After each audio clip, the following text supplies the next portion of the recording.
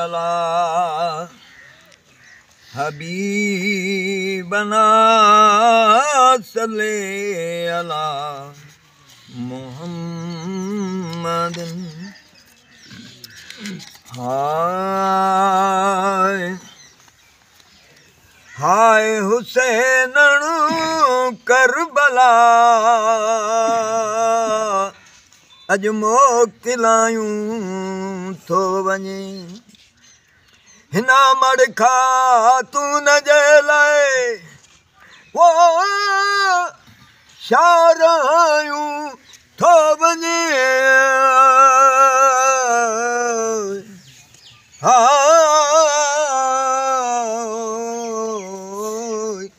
या रसूल अल्लाह छा ॾिसां वीरान भाया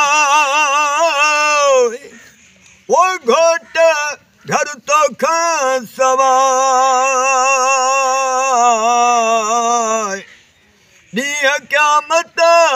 ताईं ॾिसण लाइ साहस कायूं थो वञे साहस कायूं थो वञे हाय हुसैन करबला अज मोकिलायूं थो वञे हिना मड़ खातून जे लाइ शारायूं थो वञे हाय हुसैन करबला अज मोकिलायूं थो वञे लाडला तुंहिंजो हिंदोरो लोज में वो हिन ॾींहं लाइ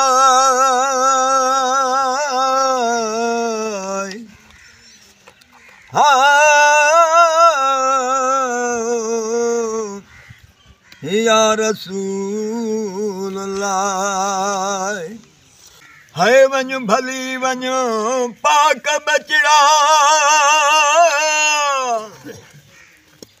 वञ भली वञ पाक बचड़ा ओ पर निहारी दोस्त वञ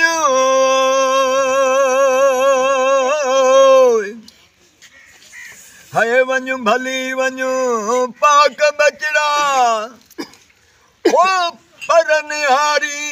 दोस्त वञ अण ॾिठे पर देस ते वागूं वरायूं थो वञे हाय हुसैन करबला अज मोकिलायूं थो वञे हिन अमड़ खातून जे लाइ वो छा रहायूं थो वञे हाय हुसैन करबला अज मोकिलायूं थो वञे ए मिठा तुंहिंजो असांजो वो मोटी मिलण वरी या नसीब हा ओ या रसूल अल्लाह है वञ भली वञ पाक बचड़ा पर निहारी दोस्त वञ अण ॾिठे पर देस ते वागूं वरायूं थो वञे ए मिठा तुंहिंजो असांजो ओ मोटी मिलण वरिया नसीब हीअ शहादत जी पिरी पो छा कपायूं थो वञे हाय हुसैन करबला अज मोकिलायूं थो वञे हिना मड़ खातून जे लाइ छा रायूं थो वञे हाय हुसैनणु करबला अॼु मोकिलायूं थो वञे जंहिं मुहम्मद जे कुलनि ते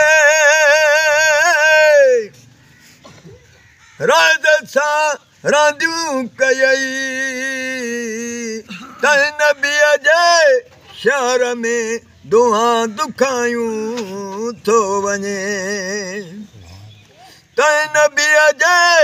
शहर में दुआ दुखायूं थो वञे